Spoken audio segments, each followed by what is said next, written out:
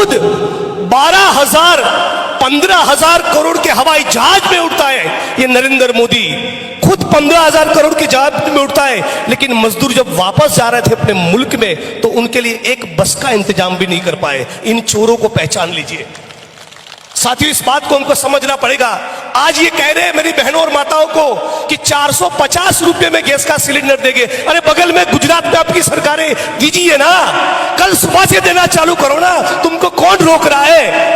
केंद्र में आपकी सरकार है, अनाउंसमेंट कर दो कि कल सुबह से भारत की तमाम बहनों और माताओं को 450 रुपए में गैस का सिलेंडर मिलेगा। चुनाव आया है तो बहनों की याद आई है और ये बहनों के आत्मसम्मान की बात करते हैं। ये न्यूज चैनल की टीवी की डिबेट में जाके मीडिया के लोगों को ये कहते हैं कि राजस्थान के अंदर महिलाओं के ऊपर बहुत अत्याचार हुआ।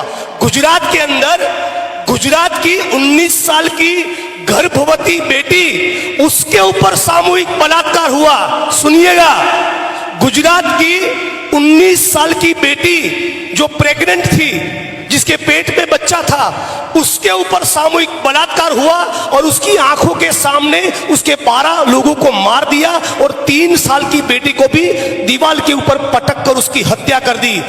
इस बेटी के ऊपर बलात्कार करने वाले आरएसएस और भाजपा के तमाम लोगों को मोदी और भाजपा की सरकार ने जेल से छोड़ा, उनके स्वागत सम्मान का कार्यक्रम रखा, उनके लिए ढोल नगाड़े बजाए, अबील गुलाल उड़ाए और उनको मिठाई और लड्डू खिलाए। ये किस मुंह से महिला सम्मान की बात करते हैं?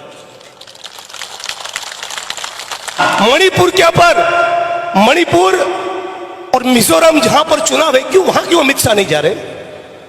वहां 56 इंच का सीना क्यों नहीं जा रहा है? वहां मोदी साहब को जाना चाहिए ना। लेकिन मणिपुर में जब हमारी बहनों को नग्न कर पे सड़क पे घुमाया गया तब मोदी साहब एक शब्द नहीं बोले।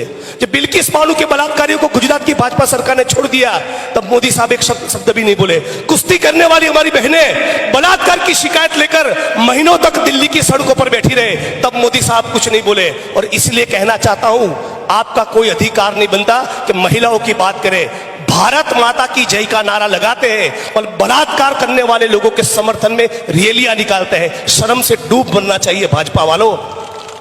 और भारत माता से अतुल भाई की एक बात मुझे याद आ रही है, जब देश में स्वतंत्रता का आंदोलन चल रहा था, ज्योतिबा फुले, रामास्वामी पेरियार, डॉक्टर बाबा साहब अंबेडकर, शहीद आजम भगत सिंह, सुखदेव, राजगुरु, अशफाकुल्ला खान, राम प्रसाद बिस्मिल, चंद्रशेखर आजाद, सुभाष चंद्र बोस, ये तमाम लोग, गांधी, सरदार पटेल, मौलाना आजाद, सभी जाति और धर्म के लोग जब स्वतंत्रता के आंदोलन में हिस्सा ले रहे थे, अपने बलिदान देने को तैयार थे, 23 साल की छोटी सी उम्र में भगत सिंह फांसी के तख्ते पर चढ़ गए, तब ये आरएसएस और भाजपा के लोग क्या कर रहे थे?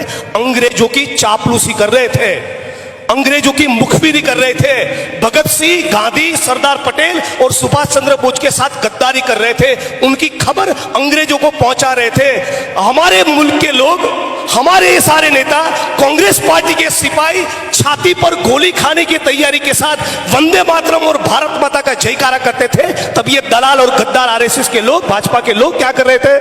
तब वो अंग्रेजों का पेंशन खा रहे थे, पेंशन। हम जब लोग गोली खाने को तैयार थे तब ये लोग पेंशन खा रहे थे। और ये लोग सड़क पर निकलकर हम लोगों को सिखाए कि राष्ट्रवाद क्या होता है। चाइना हमारी छाती पर चढ़कर बैठा है, हमारे इलाके के अंदर सड़कें बना दी, इंफ्रास्ट्रक्चर खड़ा कर दिया, गांव के गांव बसा दिए, 4600 वर्ग किलोमीटर जमीन चाइना भारत की हड़प करके बैठा है। और ये चोर बाहर जाके विदेश में ये कहता है कि चाइना ने हमारी 1 इंच जमीन नहीं ली। बड़े निकम्मे हो यार। तो साथियों, इनकी राजनीति को समझना होगा। आप तमाम लोगों का चेहरे का नूर ये कहता है, फुलेरा का चुनाव तो आप जीत चुके हैं, लेकिन फिर भी आप तमाम साथियों को ये कहना चाहता हूं, ये स्वतंत्रता के आंदोलन का दूसरा अध्याय चल रहा है। ये भाजपा के लोग, मोदी, अमित शाह वगैरह भारत के संविधान को कुचलना चाहते हैं, भारत के संविधान को खत्म करना चाहते हैं। वो ओबीसी की जनगणना भी नहीं करना चाहते, न किसान करना चाहते। इन तमाम मुद्दों के ऊपर अपना ध्यान रखिएगा। मोदी साहब आएंगे, झूठ बोलेंगे, मंदिर मस्जिद की बात करेंगे, बहकाने की कोशिश करेंगे, लेकिन आपको उस विद्याधर चौधरी को याद करना है जो अपनी सड़क पर उतरता था और कहता था कि हर कीमत पर यहां जिला बनना चाहिए, जो आपकी जिले की लड़ाई लड़े हैं, जो सभी जातीय धर्म के लोगों को साथ लगते चले। उस विद्याधर चौधरी साहब को भारी मतों से जिताए। इन्हीं शब्दों के साथ मेरी वाणी को विराम देता हूं।